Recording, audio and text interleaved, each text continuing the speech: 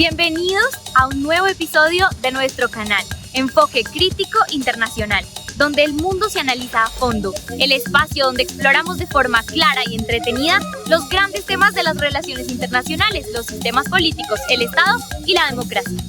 ¡Acompáñenme!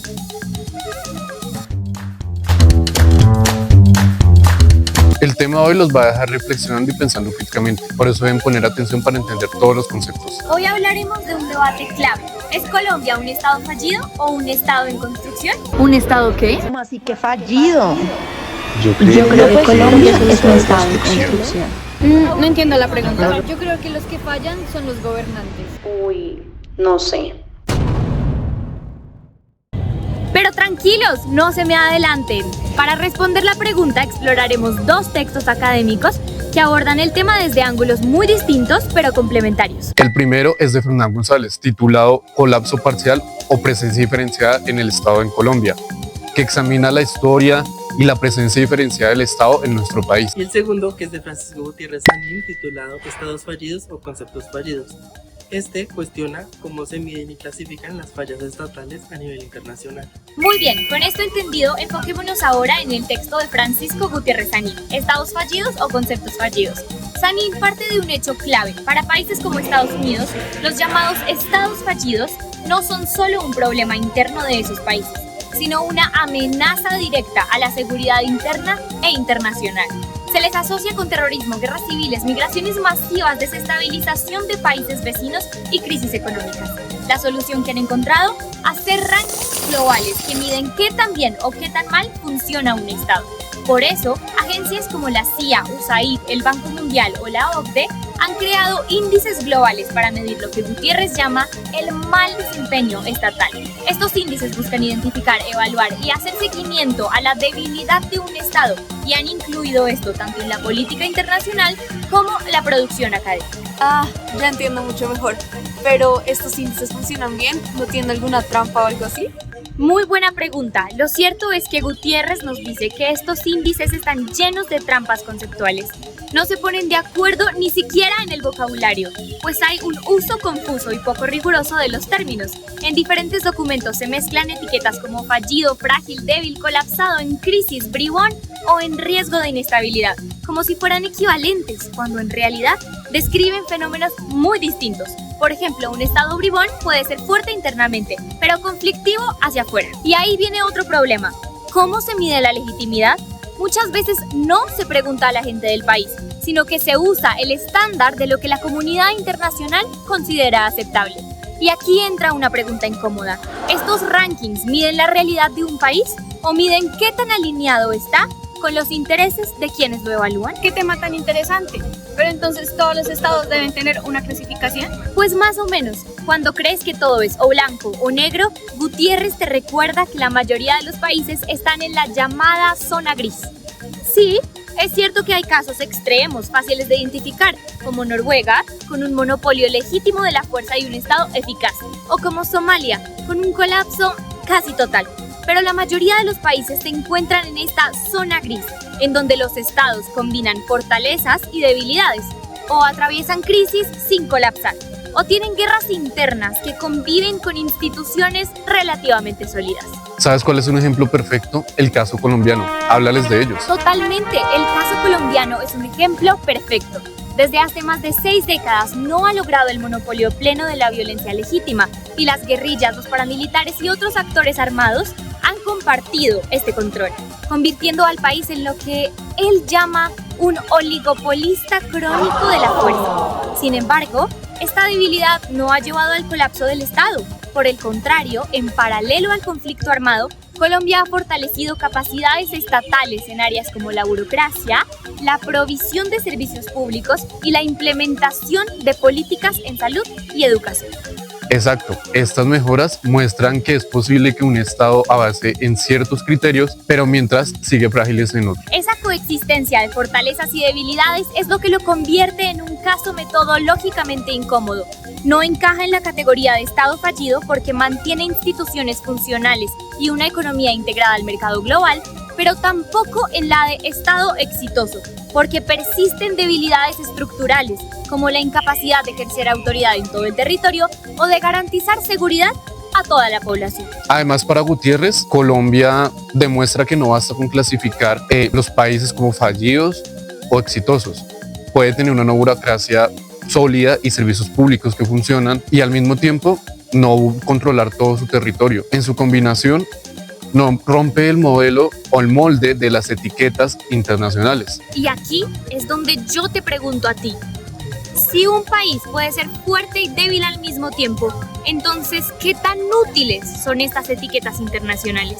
¿Sirven para entender nuestra realidad o solo para simplificarla hasta que deje de parecernos incómoda? Ya entiendo el debate, pero ¿no crees que estos rankings pueden ser importantes para proteger la seguridad de países como Estados Unidos? Sí, yo pienso que es buena herramienta y un buen punto de partida, pero también hay que analizar que cuando Estados Unidos habla de seguridad y pone en el mapa a esos estados fallidos, no está pensando únicamente en su protección militar, está pensando en prevenir cualquier tipo de amenaza real o percibida a su economía, a sus rutas comerciales, sus inversiones y su influencia geopolítica, claro. Es decir, el concepto de seguridad se vuelve tan amplio que casi cualquier país que no se alinee con sus intereses estratégicos puede ser catalogado como riesgoso. Entonces, así las cosas, lo que plantea Gutiérrez Sanín es que no podemos quedarnos con una etiqueta rápida de un estado fallido, pues este término no encierra la situación que atraviesa el país. Él cuestiona de una forma cómo y con qué criterios se mide un estado fallido, y ahí es donde entra Fernán González.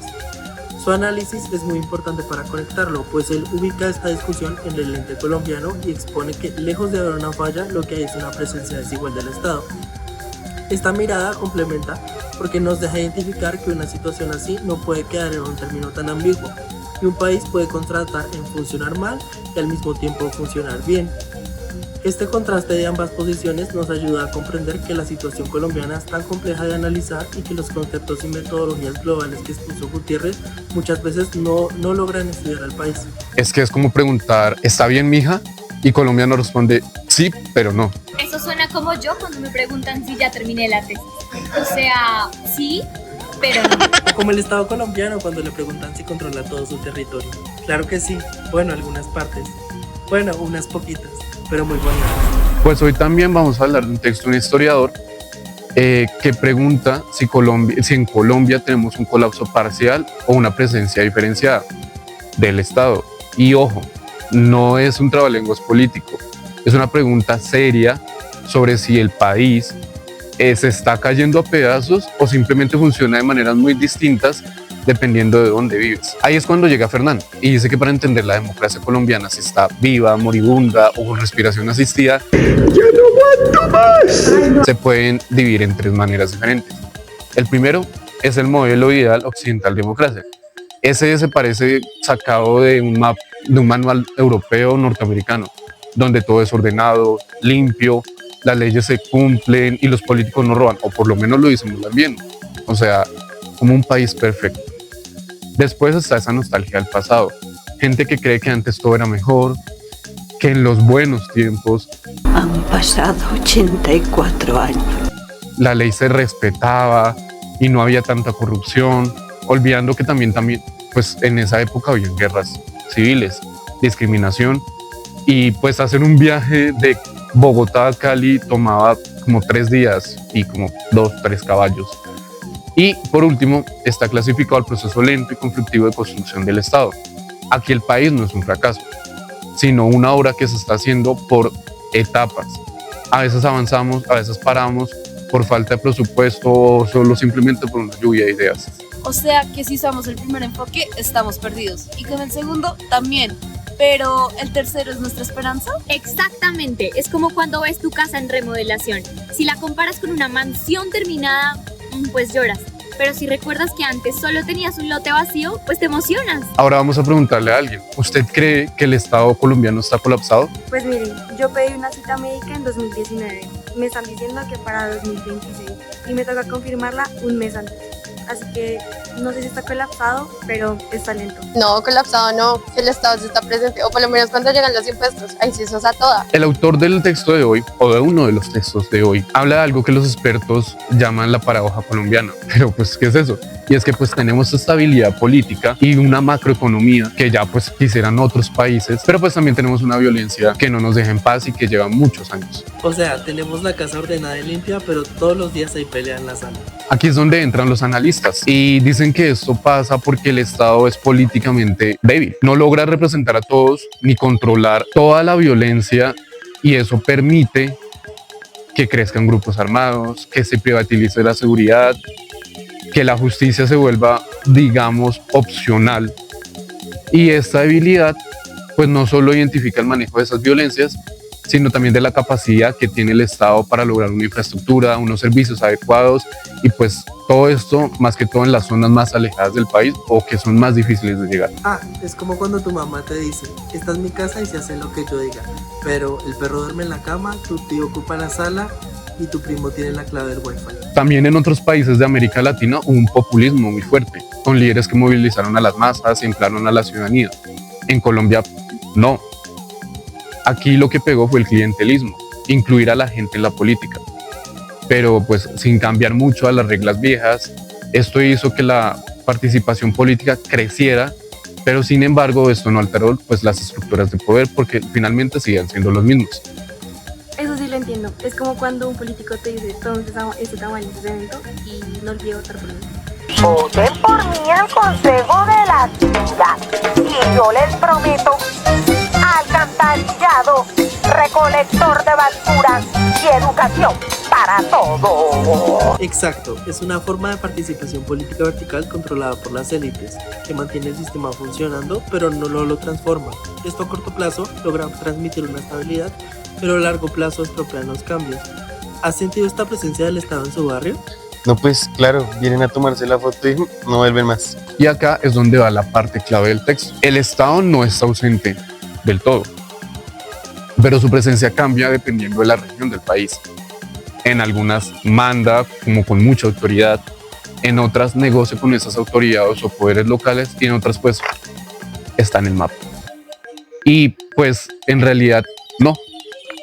Esta variación regional es muy importante identificarla, porque gracias a esto hay una gran variación de la calidad de la vida de todos los ciudadanos. Lastimosamente, la seguridad varía en la zona que uno vive. En esa zona sin dominio claro, hay una pelea constante entre guerrilla, paramilitares, banda y alguna vez en cuando los militares. A esto Fernán le llama soberanías fluidas. Estas son aquellas donde la autoridad se reparte varias veces y donde las reglas dependen más de qué grupo está más armado que de la propia constitución del país. Entonces, Colombia no es un estado fallido totalmente, es más bien un estado en construcción desigual, con regiones avanzando a ritmos distintos, parches históricos y un clientelismo que lo mantiene andando. Esto en resumidas cuentas no es un fracaso completo, pero tampoco es un panorama satisfactorio. El país ha atravesado por avances y retrocesos de una manera muy marcada.